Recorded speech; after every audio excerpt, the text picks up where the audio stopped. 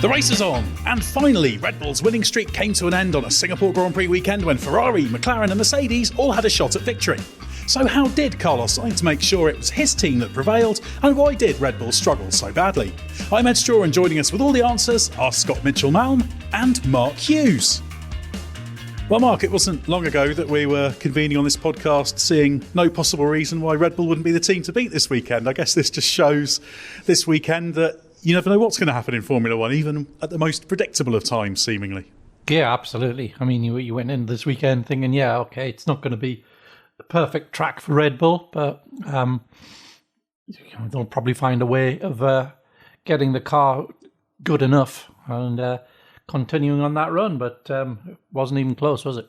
Yeah, exactly. Very, very much out of contention ultimately, but it made for a great weekend in terms of the storylines. And Scott Mitchell here with me in Singapore. How have you enjoyed this weekend of nocturnal existence and trying to avoid the heat? It's been nice. I always like coming to Singapore. It was a shame to miss the races during the pandemic. I enjoyed coming back last year, and it's a cool place to be. The schedule is. It's unique. It's a curious one to adjust to. I haven't appreciated some of the walks in, especially this morning when it was extremely hot but extremely sunny as well.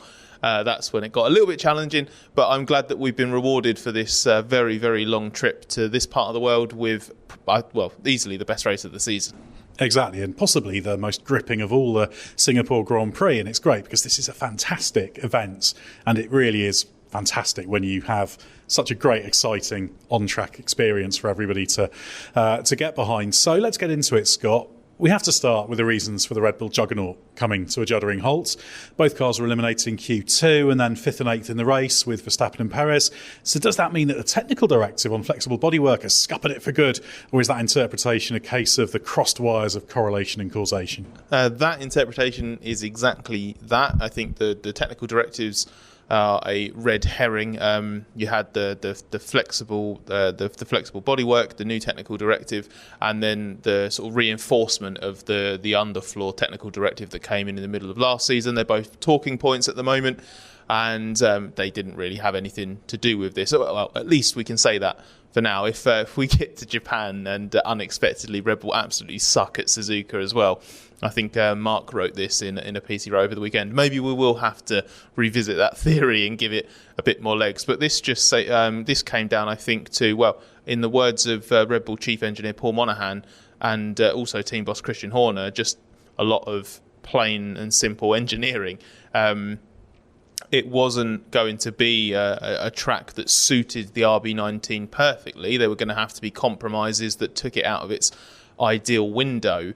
But Red Bull clearly got that slightly wrong in terms of where they started the weekend with their baseline setup that gave them all manner of problems through practice that they then were playing catch-up trying to fix. And they made some progress on the Saturday, but then made things even harder for themselves by making further changes that just made things a lot worse come qualifying. So just over one lap, they had a car that didn't seem to be able to give the drivers any confidence in, especially in the first sector. Whether that was an exaggeration of the classic Red Bull 2023 trait of just potentially being vulnerable sometimes with tyre warm up, but then just inherent car problems with the car bottoming out under braking in heavy braking zones and just chronic rear instability through the lap. So it just seemed to have through the weekend, through each part of it, over one lap, just a different set of problems. They'd try and cure something, they'd maybe trigger something else. So it was just a transformation of easily the best car of 2023 becoming distinctly average, and as Verstappen put it, undrivable at times. And it was better in the race, but by that point the damage was done, and it wasn't so much better in the race that Red Bull, or Verstappen in particular, could offset the deficit of the grid position in the way that we've seen him do at other tracks. I did say to Christian Horner after the race, is it almost a surprise this sort of thing doesn't happen more often? Because, Mark, it's very easy to have a weekend like this where you don't have the car quite right at the start of the weekend, you've got some compounding factors with some upgrades on, and suddenly you end up massively behind the curve. Because I think if they went into this weekend starting now, knowing what they know, it would be a very, very different story. So it just shows how easy it is to be knocked off that perch where everything's going very, very nicely and smoothly, and suddenly you're being eliminated in Q2. Yeah, you're most vulnerable at those tracks where the car doesn't dovetail well with the traits of the track anyway. But you know that going in, you know that each team has a sort of league table of tracks where they think will be the level of competitiveness. And then this one was down near the bottom for Red Bull, but down near the bottom still would normally mean that was a fully competitive car. It just takes a couple of wrong things to compound that, and yes, then you're in trouble. They arrived with a suspension that was too soft. It's a softer suspended car than most of them anyway, but they hadn't realised in the simulation just how much grippier the track would be in the resurfaced parts. But with the other part of the track still very, very bumpy, it created this no man's land for the car's setup. Now, the car can normally run lower than all the other cars because of its floor and the combination of its floor and suspension, which is part of its advantage normally. But it means that when you have to raise the ride height to accommodate sort of curbs and bumps that you get here, it was out of the normal window, the normal sort of ride height window that the aerodynamics of the car are optimized around. And so it was suddenly in this awful period, this sort of part of its setup that it had never encountered before. And they made a few decisions to try and minimize the damage of that. And in some of the cases, it just made things worse. And they were nearly there in FP3 that stiffened the car up quite a lot. And it was within 0.3 of the Ferraris. But then they tried to sort of tweak it a little bit more for qualifying and basically ran it too low. And it gave the lurid car that we all saw, very un-Red Bull-like car that it was just skating over the top of the surface of the track, wasn't it? Tyres weren't digging in at all, and it was nowhere near its sweet spot in qualifying. Just shows how critical these cars can be in terms of how well they work. And Scott, as you mentioned, we've got Suzuka coming up next. I guess if anybody listening to this is sceptical and thinks, well, it must be the technical directive, they must have been knocked back in terms of the way it's performing aero-wise, I guess Suzuka's going to be the final answer on that, because it's such an aero-dependent track, very, very different to here, that if Red Bull's back in business there, which it should be, that pretty much does confirm that this was just a blip for the reasons we've discussed. Yeah, in much the same way that the upgraded floor that they had, or at least Max Verstappen had on his car on Friday, that then got taken off for the rest of the weekend, will be back on the car in Japan, you'd imagine, and you'd also imagine will work absolutely fine. And as Red Bull expects, the slight difference between the two is that Red Bull obviously has emphatic proof that it was nothing to do with the new floor, because they took it off and the car still sucked pretty much on Saturday. So that's when they had all the problems, and that was with the old floor. So it definitely wasn't that. Obviously, we don't have conclusive 100% emphatic evidence that the TD did absolutely nothing. Red Bull's adamant it hasn't changed anything with the way that they run any of their components, or that they've had to change any of the components, but we'll get a clearer picture at Suzuka and over the next races. But I would be very surprised if we don't go there. And we'll be starting the Japanese Grand Prix podcast, I think, with the traditional question to Mark about how Max Verstappen and Red Bull won the race. Yeah, there's every chance of that. If it's not, then there'll be some big questions. But yeah, the TD and the various other bits, there were some little bits and pieces on the floor related to previous TDs that were being tidied up as well. But yeah, the general consensus, and that's actually what other teams are thinking about Red Bull as well, is that probably it's not down to that, and it's just this collision of various circumstances that we've run through. But Mark, before we get into the rest of the race, we should probably just cover off what happened to Verstappen and Perez in the race, because obviously they both started on hards, but it didn't really work for them the way the race played out, did it? No, it absolutely didn't. The safety car came far too early for them to be able to take advantage of a safety car pit stop, because they would have had to put mediums on at that stage, and there's still another 42 laps to go. So yeah, they had to stay out there. So it made them vulnerable on the restarts on old hard tyres. and then it just sunk back, further and further, getting slower all the time, hoping that there'd be another safety car to sort of neutralise the effect of that first one, but of course it didn't come. And they had to take a pit stop at full, with the pack at full racing speed. So they lost around 29 seconds to the pack there. And, when you look at the slow pace that Sainz had imposed on the field, if they hadn't had that disadvantage, if they hadn't, been unable to, if they hadn't had the same pit stop time loss of it as everyone else, Verstappen would have been in that pack, quite conceivably, sort of just behind the Mercs, chasing down the McLaren and Leclerc, after the VSC on much newer rubber. Not that the Red Bull was as fast as those cars, it wasn't, but that almost wouldn't have mattered because Sainz had constrained the pace to such a slow pace that everybody would have been compressed, and Max would have been right in among that pack. But that's just how it went. Yeah, Verstappen ended up 5th and Perez ended up 8th. Obviously, Scott, Perez wasn't a problem for Red Bull this weekend as occasionally he has been in terms of performance. He was in a similar ballpark to Verstappen most of the weekend, but he did have quite an attacking race, didn't he? He had contact with Tsunoda early on and Albon late on. Attacking is one way to put it. Slightly clumsy might be another one.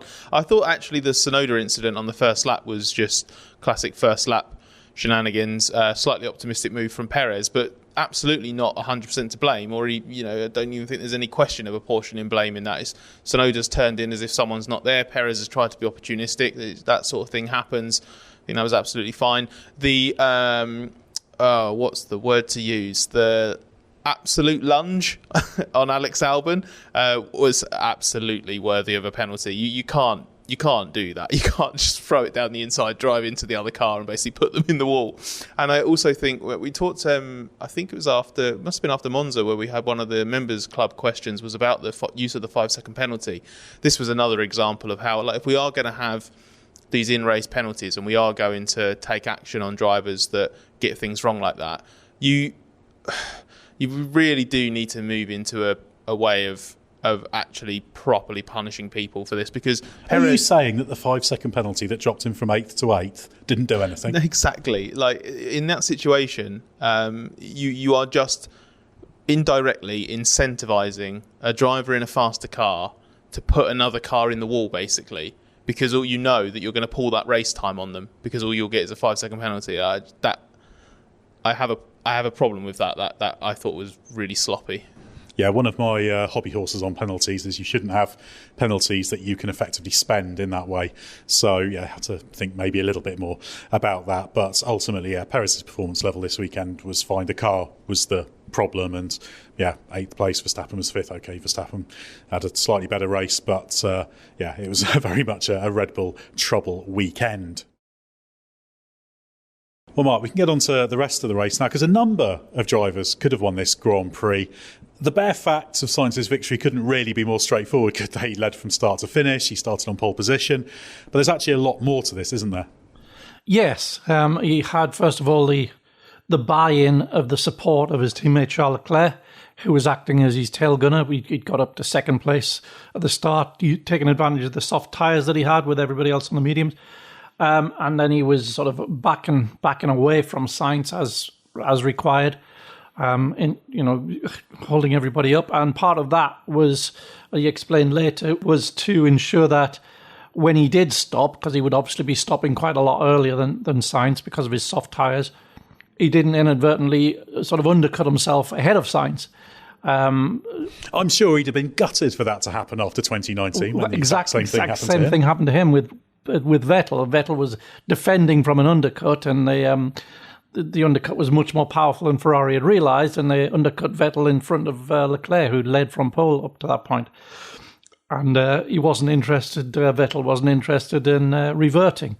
So, but Charles had bought into this, and he was afterwards saying, it's a pity that on this one opportunity that we've got to win, and I was in this position of having to be the support driver, but he said, that's down to me, I should have qualified better. And So Ferrari had clearly planned this, how to win this race in quite a strategic way. And clearly Leclerc had bought into the plan because none of this was coming as a surprise to him. He sort of fell out of contention with the timing of the safety car because it meant he was stacked behind Sainz, and then there was further delays. He had to be held for traffic. And so then the contenders were George Russell and Lando Norris, and they if there was the slightest little gap that they could have gone for the undercut and got out in a gap, then Sainz was very, very vulnerable because the Ferrari wasn't good on tyre deck. So Sainz was running the race very, very conservatively, at a very conservative pace, not just to ensure he didn't put too much strain on his tyres, but also to ensure that no gaps opened up at the pack. So there was a time when he was lapping no quicker than Logan Sargent's Williams, and it was just the whole pack was like a 17-car, just a trailing bunch of cars, with the earlier pitted Zhou Guanyu hanging off the back of it somewhere. And that meant there was just no opportunity to use the undercut threat, and it was very, very effective. And then the lap 20 safety car ensured everybody piled in at the same time. Everybody who's on the medium tyre piled in at the same time, so there was no strategic variation there either. And so that pack remained compressed. And Sainz himself saying, I could drive all day at this pace. I've got like a second in hand. And they relayed this to Russell. He said, I'm surprised he didn't say 2 seconds. But it was of that order. That's how closely controlled he was making the pack. It was like if you get on pole at Monaco, you can pretty much dictate the pace and run at whatever pace you choose, and you're not really in much danger. It was a bit like that until, of course, the VSC for Ocon's broken down Alpine created this opportunity for Mercedes to come in and stick some new mediums on and come back. I think it came out 17 seconds or 15 seconds behind, something like that, but lapping 2 seconds or more quicker. And of course that became that's what brought the race alive. Without that late VSC, that would have been a very, very dull stalemate sort of race, I think. But this brought the two Mercs into victory contention, and then of course we had the little detail of Carlos allowing Lando to get DRS to keep from being passed by the Mercedes, and thereby keeping the Mercedes off his back. And Scott, you enjoyed that bold Mercedes strategy, didn't you? You were revelling in that in the race just because it was nice to see them attacking. Yeah, absolutely. I just thought the way it was playing out, there was no way of winning that Grand Prix in a straight fight. I mean, the only reason I think Sainz became slightly vulnerable to the end was because the Mercedes were attacking and coming at them fast. I don't think Sainz could manage the pace in the way that he had been so comfortably when he was just controlling a one-stop for everybody. So then when he was it like 2 or 3 laps from the end where he said his front tyres were finished? I don't think those front tyres are anywhere near finished if he's controlling a one-stop. So just don't see any point where his pace drops off enough for Russell to mount an attack. And Lewis was stuck as well. Was Lewis 4th or 5th when they made that decision to stop? So they were in it's not that they were stuck in bad positions, it was just that was kind of how the race would peter out, and it'd be quite a frustrating end to a race that they wouldn't win. Whereas this way, they switched to an attacking race. They could be on the front foot, and that just made it way more interesting for us. But it gave them something that the others didn't have, and it put them in a position to win, and it so nearly came off. I know we'll come to Russell properly in a bit, but regardless of whether you think that roles reversed, would Hamilton have been able to nip ahead of Norris in the way that Russell didn't? The very fact that the Mercedes was in a position to really, really threaten for the win that much was purely because of that strategic call. Absolutely, and Toto Wolff was asked whether they gave any consideration to swapping them round, but they said no, we're going to let them fight it out. And although obviously there was a little bit of disappointment in Mercedes that they ended up with the 3rd place in a race that potentially a 1-2 was not beyond the realms of possibility. I think the fact that this team that's been struggling so much for so long, I think they really revelled in having a nice, lively racing finish to the race. So I think the lift the team will get from that will be quite significant. And he certainly said he didn't regret them going with that strategy approach. He said he'd do it again because it was the right attacking way to go. But I have to say, I was really impressed with what Sainz did, because it looks so easy just to sit at the front and control the pace, but it is so easy to get it wrong. And when he backed up to Norris and made sure that he gave Norris the DRS, that was really important, because I think if the Mercs had breached Norris's defences immediately when they caught him, which was possible, they had a go, then it could have been a very different story. Maybe that was where the win got away from Mercedes. But to have that precision as Sainz did, to make sure he let Norris into DRS but not dangerously so, was very, very well executed. And I think the whole weekend by Sainz was really well done, which actually, Mark, brings us to a question from the Race Members Club, which is pertinent to answer at this point, that comes from Thomas Knight, who asks, did this weekend underline further how much value Sainz brings to Ferrari, and keeping him should be a no-brainer? And is his speed underrated, as he can obviously push Leclerc, who is considered one of the fastest drivers? Oh, yeah, absolutely. I mean, he's a quality driver and a big asset to Ferrari. And I think he's been a major part in the latter half of the season, the Ferrari becoming a more consistent car. He's sort of... There was a particular test where he asked to try something that he'd been asking to try all year, and they let him do it, and it worked, and have been going in that direction ever since. And he's used the summer break to have a sit down with his engineering team and just talk through, how they can improve, how they can be better. And when he's got everything working for him, he's absolutely formidable. I think Leclerc is still ultimately a slightly naturally faster driver, but those small differences can be overcome by just a better setup, or a better working out of how to use the tyres, or just better use of the controls. So it's close enough that those things decide which of them is ahead. And he's a particular asset to the team, and I think they'd be wise to look to try and retain him. Yeah, certainly Sainz would like to stay there, so I think getting that deal done would make a lot of sense for Ferrari. But he really has been impressive, Sainz, since the August break. He's been quick all year. He was comfortable with the car all year, but things weren't quite coming together. But, Zandvoort on paper wasn't great for the results, but he overachieved in a car that was really struggling. Monza, he was really strong. Here he was really strong. So I've been really impressed. This is probably the best mini run of Sainz's Ferrari career. Yeah, I think he's been absolutely outstanding, and I asked him actually after the race if he feels that this has been a level of performance that has been sustained for a while, or if it's really come together after the summer break in that run that we've talked about. We talked about it after Monza, didn't we? How good he was at Zandvoort, and then he was excellent at Monza again. Absolutely outstanding here. And he says that he felt before the summer break he'd got into a really good position in terms of what this car needed and how to drive it, but the weekends weren't being pieced together properly, and that was a big focus of his over the summer break. How do I make sure that this is all hooked up? And absolutely full credit to him. He's come out after the summer break and just pieced together this really great run of form. He's added that really, really strong one-lap pace to his game. We know how good he is in pressure moments. I'm not surprised at all that he has the capacity to manage a race. Fred Vasseur said that the DRS trick with keeping Lando in the DRS range was entirely on Sainz. It wasn't something that Ferrari imposed or anything like that. So Carlos was controlling this from within. Doesn't surprise me. He's a very cerebral driver, but he's quicker than people give him credit for. And I think he's shown that obviously with his pole positions, but I think to do it so emphatically indicates to me that he has made a step and really he's clicking really nicely with this car at the moment.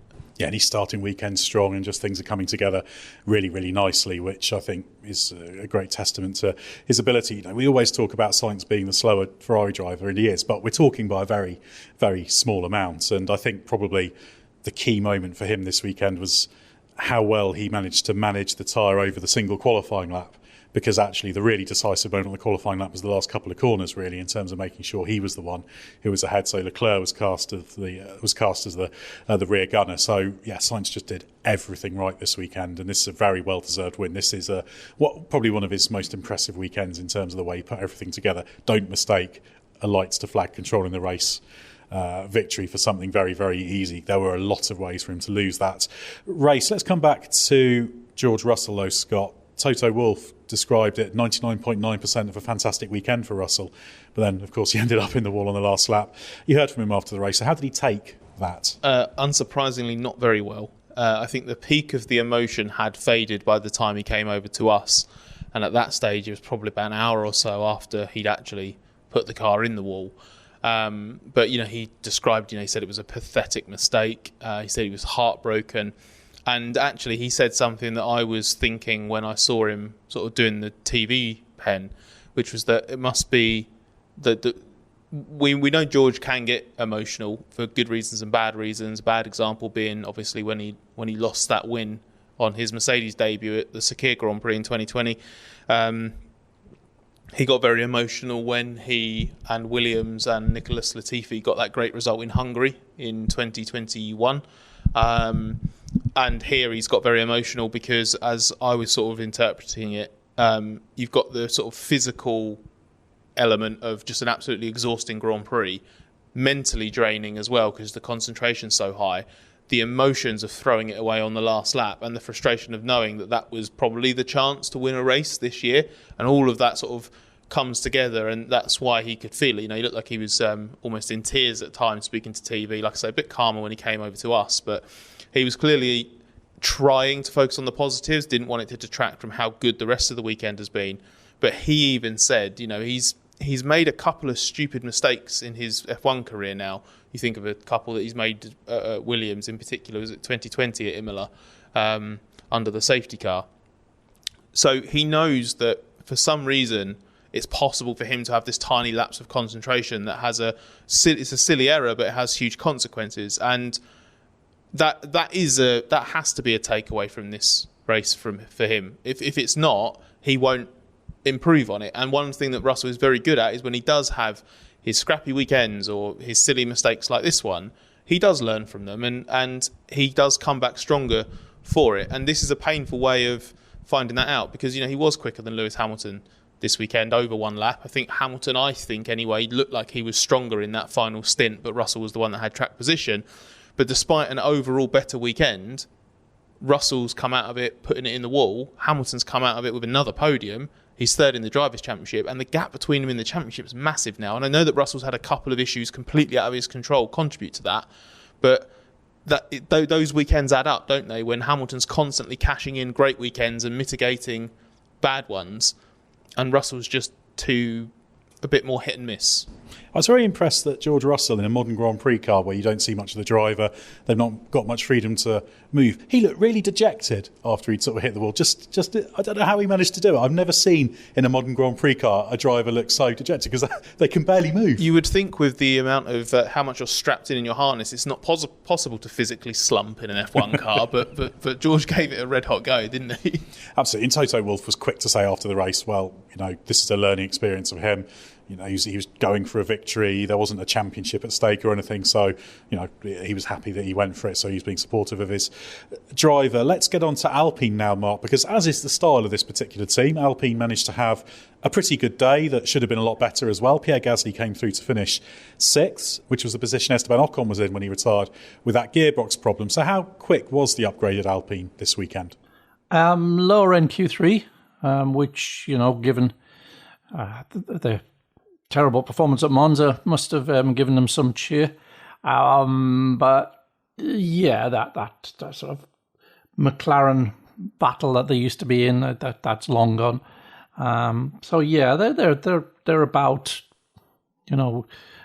potentially a 8th, 9th qualifying position car, and when they can put a good race together, that can give them a handy round of points. But nothing to get too excited about.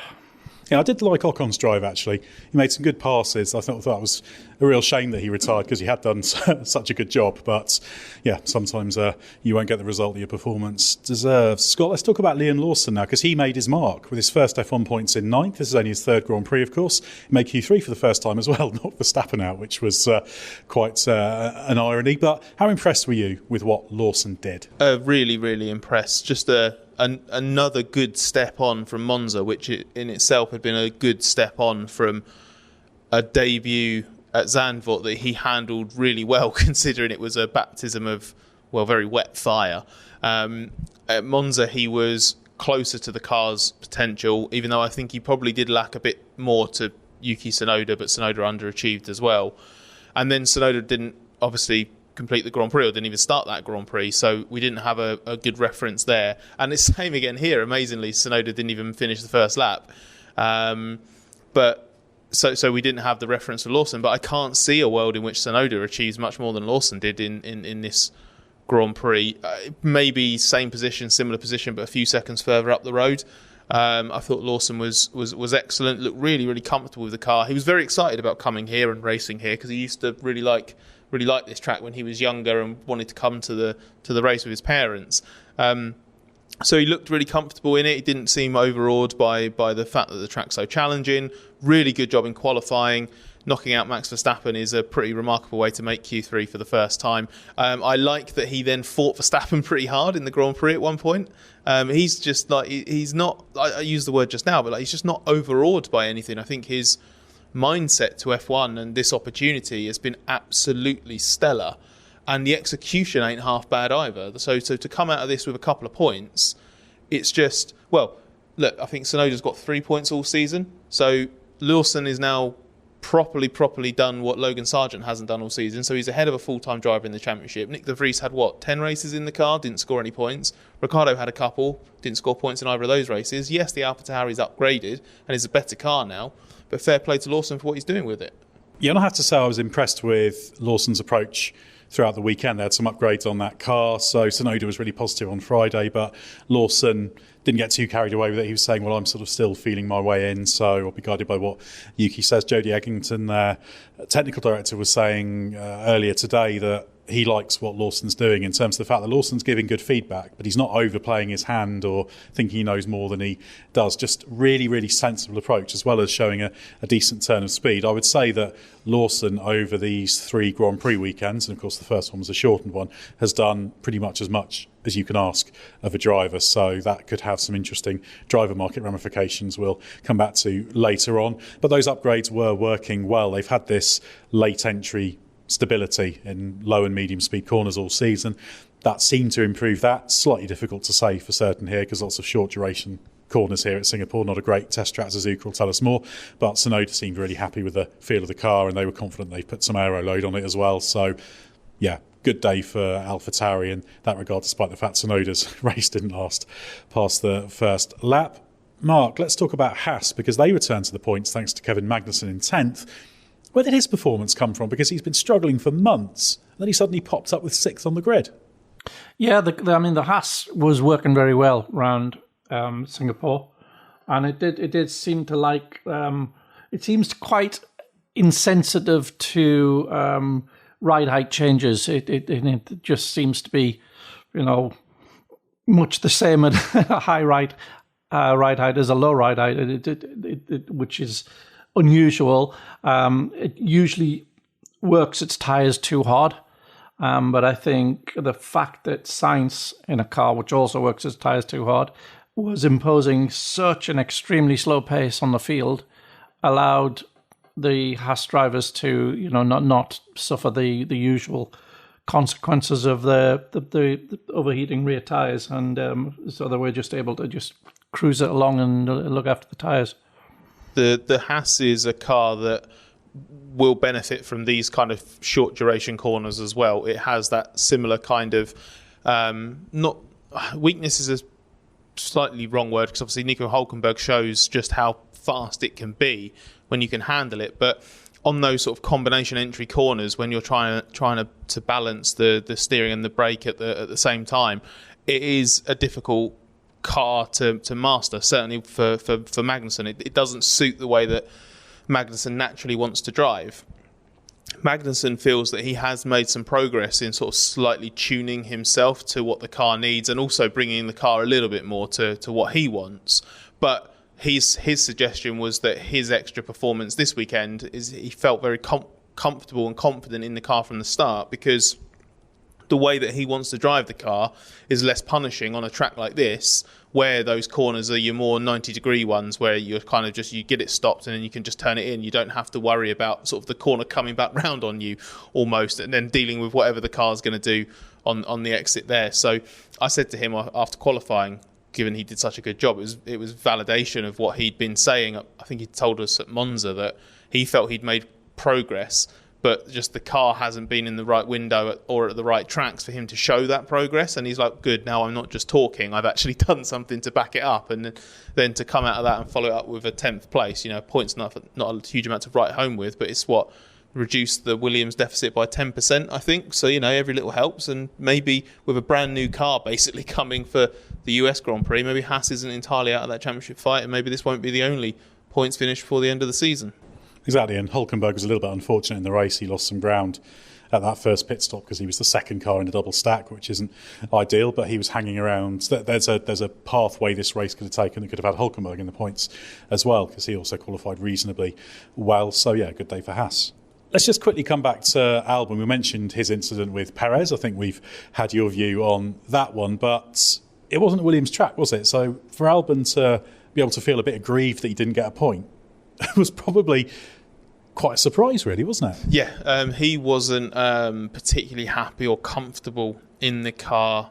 I'm drawing a blank. He'd lost track time, hadn't he, in practice?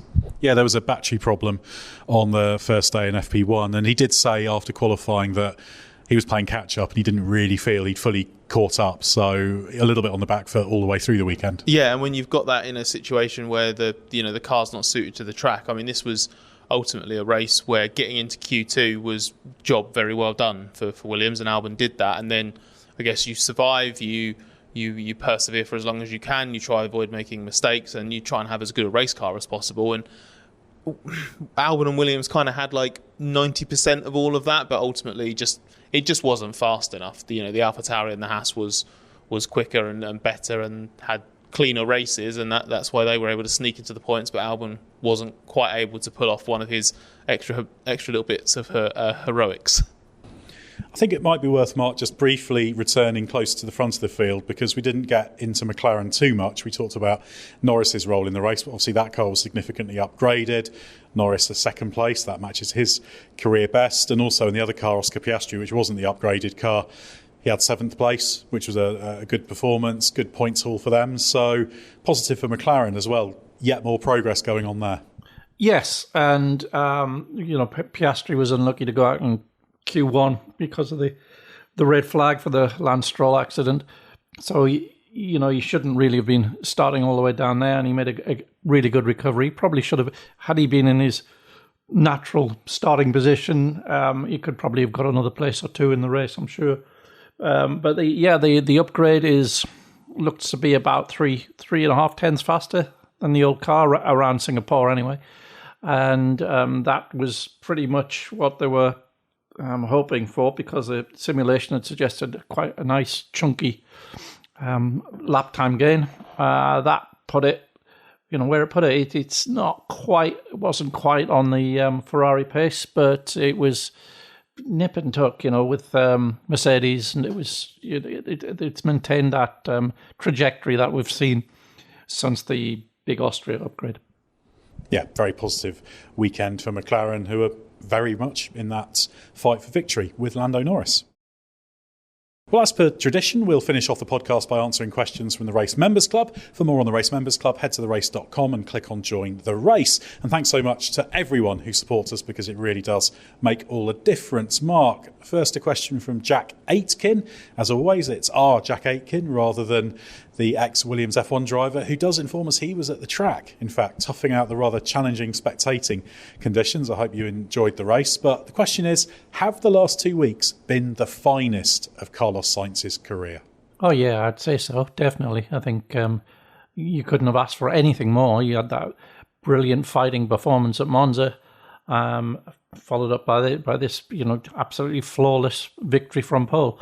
Very demanding situation in both times, and he's a big part of why the car is working so well as well. So yeah, absolutely, he's absolutely the height of his career, I would say, at the moment. Next up, a question for you, Scott, from Tom Bannister, who says, why was Max let off on all incidents in qualifying when usually at least one would have resulted in a grid drop? It seems to have gone against what the FIA has been doing all season. Well, a couple of them I think were sort of easier to understand. The one in the pit lane when he didn't pull away when he should have, I can see why the FIA kind of had carte blanche to rule on that as they saw fit. There was an element of impeding in there, certainly. But it wasn't egregious. It didn't ruin anyone's qualifying. So I think that would have been harsh if that had been met with a grid penalty. There was one that he got. There was the Logan Sargent one, which I think Sargent said, Verstappen didn't do anything. That was the one towards the end of the lap, which was just there was such a mess in Q1 in particular. So I think that one, when they looked at it, when they heard what Sargent had to say, I think they were happy enough with that not being something that merited a grid penalty. The one that's most egregious and does go against sort of everything else we've seen, not just this year, but in the past, is not getting a penalty for impeding Yuki Tsunoda. And the stewards at this event, because the stewards aren't the same at every race, and we've talked in previous podcasts about why we pretty much all think that's a bad thing, the stewards at this race felt that the fact that Verstappen didn't get warned by his team was a mitigating circumstance, and therefore Verstappen shouldn't be severely punished because it wasn't a severe offence on his part. So there was an overall punishment of a reprimand for him and then a fine for the team, which was a shift away. And I think Sargent got the same for an incident with Lance Stroll. Sargent and Williams got the same penalty. So it wasn't like Verstappen favouritism, but it was a clear thing with the stewards here in Singapore that just felt all of a sudden that poor radio communication from the team means the driver shouldn't get a grid penalty. But that goes against pretty much every precedent from this. However much you believe precedent should or shouldn't or does or doesn't exist in FIA officialdom. And it especially contrasts badly with what the stewards at Monaco earlier this year said, when the reason Leclerc got a penalty for Ferrari completely stitching him up with a failing to notify him Lando Norris was approaching in qualifying was because the stewards said that there is no reason that you can't, basically said that you can't have poor communication from the team as a mitigating circumstance because it's imperative that you have good communication at all times. So yeah, it's a mess. I think it's bad. I think it's a bad look. I don't think there's any justifiable explanation, even though the stewards are within their right to judge each incident independently and draw their own conclusions from each individual event. The reason this matters more is that this theoretically sets a precedent, which means that if a team wants to willingly impede and screw over another driver, as you were saying earlier, it can spend that penalty. It can choose not to radio its driver and tell him there's someone coming, impede that driver, and just take a €5,000 fine and a reprimand. The joy of stewarding decisions and inconsistency, a great rich vein to be mined in our members club questions on pretty much every single podcast. Next up, a question from Jeremy Husted, which I'll take for reasons that will become apparent. The question is, does George Russell throwing away a probable win further call into question his status as a dead-set future world champion? Edd's comments on being more sceptical of Russell's status during a recent podcast and his performance today spawned this question.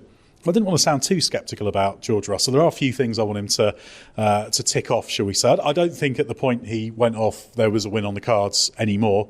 There was a way to win the race, but they need to get past Norris earlier. But ultimately, you can think back, and all of these great drivers have had instances like this. I can remember Lewis Hamilton, even after he'd won his first World Championship, sticking his McLaren in the wall at Lesmo, at Monza, right near the end of a race, just trying to chase something that perhaps wasn't there. So it's all about learning from it. I think Russell's got a lot of the qualities needed to be a world champion, and we know he's going to be with Mercedes for at least a few more years. But I do want to just see those little errors being eliminated. This is a learning experience. So, yeah, is he a dead-set future world champion? I wouldn't necessarily say dead-set, but he's definitely trending that way. And I would be more surprised if he didn't win a world championship than if he did. Let's put it that way. A very high quality driver.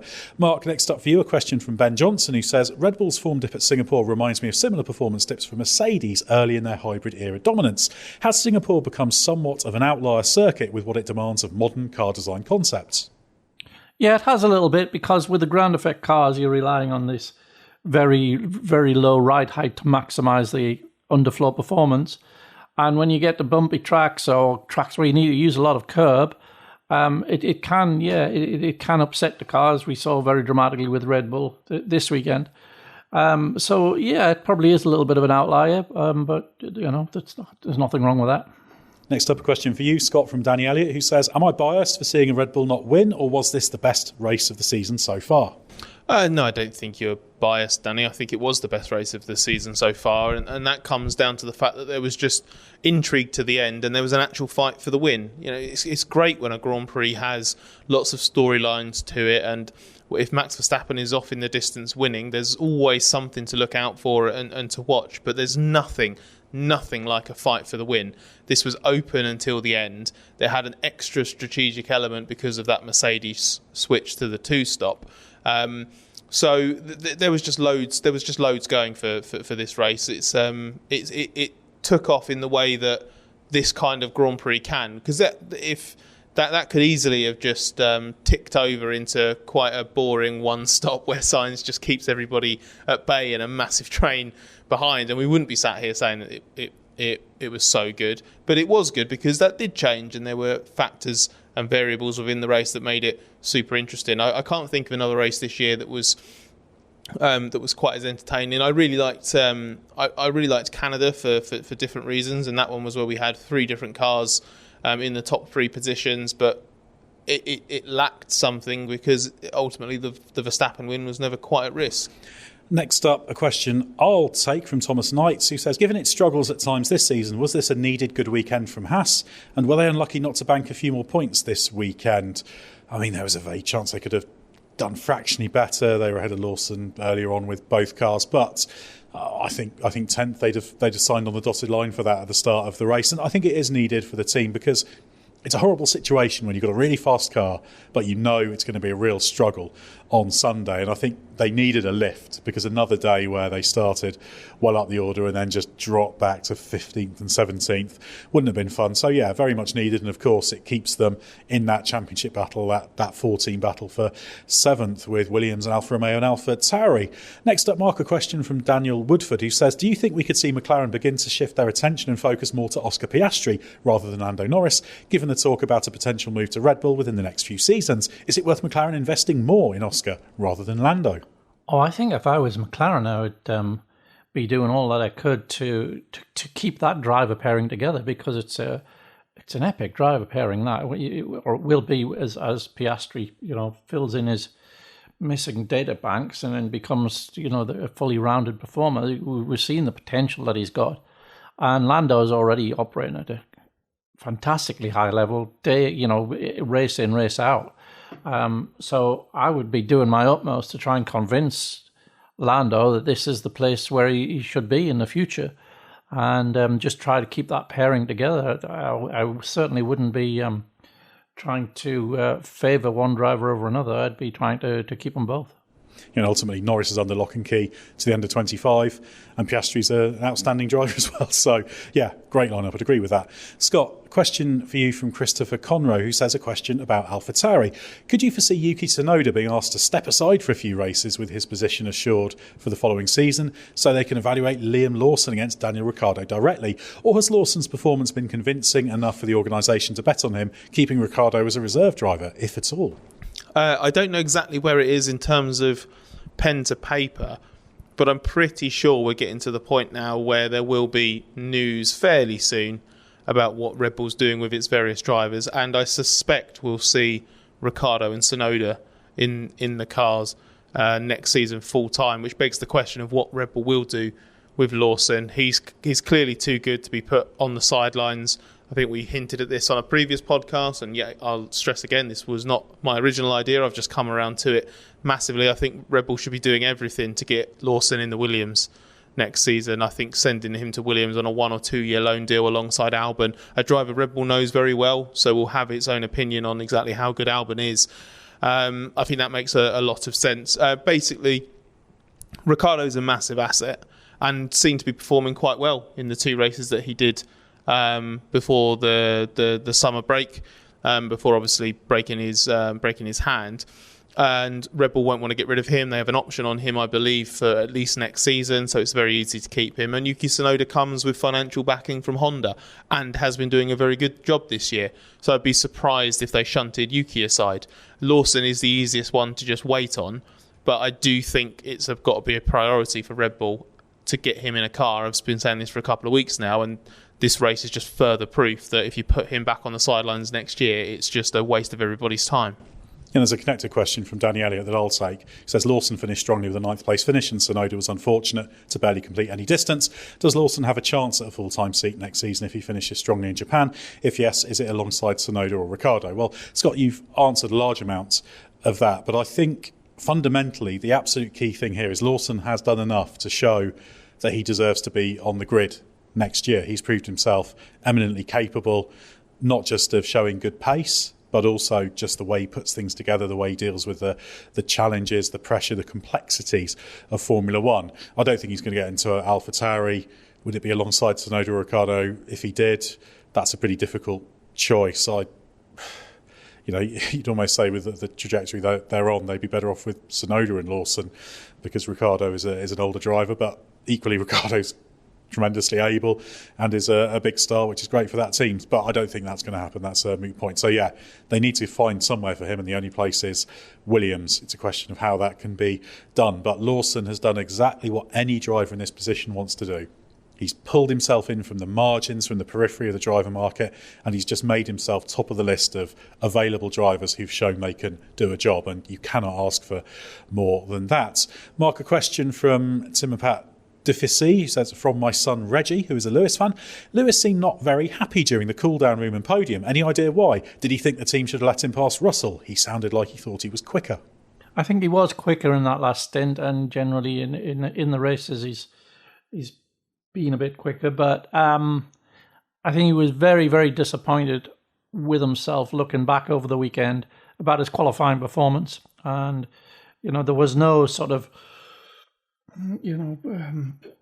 factor which you could explain it away. He was just slower by a significant amount, 3/10, something like that, than George around this circuit. And it's a circuit at which he's put in some spellbinding qualifying performances in the past. And I think it's just, had he delivered in qualifying in the way that he would normally expect himself to do, in a car which George Russell showed was capable of qualifying in the front row, then he feels, I think, that he could have won this race, and he's probably questioning himself as to just why he was so much slower in qualifying. And I don't think he's coming up with any answers, and that's probably troubling. Next question for you, Scott, from Thomas Knights, who says, on a track where Aston felt they would go better after Monza, how disappointing was this weekend and indeed their form since the summer break? Yeah, it's got to be a concern, although I must say, when you hear them talk, they don't seem particularly reacting too strongly to it, and they keep saying that they feel that they've got a good car and they've got loads of developments coming and they aren't giving up on second in the championship. But I think they've got to be more worried about losing fourth to McLaren than they have any real business aiming to get ahead of Mercedes and Ferrari. It's looking more and more like that Alonso podium at Zandvoort was a lot down to some Alonso magic and others underachieving than it was Aston Martin getting back to where it was earlier in this season. They did have bigger expectations for this weekend. It didn't play out like that. In fact, basically from first practice, Alonso realised that they were in for a tougher weekend than they wanted. It just seems that they've been outgunned in terms of development. There's been all sorts of theories around their car performance this year. Have they been done by some flexi-wing clampdowns? There was the Alonso theory about the tyres, wasn't there, around Silverstone? So I just think that they just haven't been able to maintain their level of performance, and they've been outgunned by others who have done a better job. We can't say with any real certainty whether there has been a an impact on their form from the technical directive that's now enforced with the flexi wings. There were some suggestions that Aston was one of the teams being targeted by it, but it is disappointing. It is a concern. I feel like their season risks going into a low ebb, and the fact that Aston Martin team boss Mike Crack was at a pains to point out that the big takeaway from this weekend was that Lance Stroll was okay, obviously after his massive crash in qualifying that meant he withdrew from the race. It sort of says everything, really. It was a horror show of a weekend, and Alonso even got in on the act as well, didn't he, with a remarkably rare error-strewn race with the trip across the curb, missing the pit lane entry, and then the off in the Grand Prix as well. Yeah, a number of errors from Alonso, very out of character for him, comfortably his worst performance of the season just in terms of his execution, although it was a difficult weekend anyway. But yeah, very rare to see Alonso doing that. But yeah, I don't think Aston's performance is entirely out of line with what we've been seeing recently. That's the trend. Next question on a related topic I'll take from Tom Bannister, who says, when will Aston Martin have to make a decision about whether Stroll can stay at the team or if they have to look elsewhere? They surely can't go into 2026 with him if they have serious ambitions. Well, we should say, obviously, unfortunate weekend for Stroll. He obviously didn't do the race after the Saturday crash. He was having quite a tricky weekend prior to that. They have said he'll be there next year, so as far as we're concerned, he's confirmed. He's not a driver without ability. I'd still like to see Lance Stroll refine that ability more, because I still think he's a bit more raw, perhaps, than a driver in their seventh season should be. But it all comes down to, ultimately, what Lawrence Stroll wants to do and what Lance Stroll wants to do. Ultimately, the Strolls own the team, and as long as Lance is desired in the team by the ownership, he will be in there. And he's not a bad driver, but certainly they can do better. But I imagine there is a discussion to be had about 2025. Let's see where that goes. Mark, the final question for you from Sean Murphy. Were there any teams that you think should have taken more of a risk with the VSC? Any strategic options people missed out on? I don't think so. I think, obviously, Ferrari couldn't do anything. They had to maintain track position. McLaren, I mean, they saw George come in from ahead of them. So if they'd done the same, they would still been behind, and at least this way, doing what they did, give them a possibility of staying in front, and that turned out to work for them. Really, in that group at the front, it was only Mercedes which had nothing to lose by doing it, and they were absolutely correct in doing it with both cars, and it almost worked for them in terms of winning the race. So that was just one of those situations where doing what the right thing is depends on where you are and what your situation is. And I think everybody did the logical thing, actually. Yeah, and when you've got such a condensed pack as well, there's very, very little room to manoeuvre. So it does mean there's not much potential for flourishes when it comes to strategy. Well, thanks as always for your questions, and of course thanks to Scott and Mark for their words of wisdom. There's plenty more of those on therace.com, including Mark's race analysis, so lots to read there. Don't forget to have a listen to our other podcasts, including the Race F1 Tech Show with the legendary Gary Anderson, and if video is your thing, head to our YouTube channel. The Japanese Grand Prix is just a few days away, so stay with us for everything you need to know from Suzuka.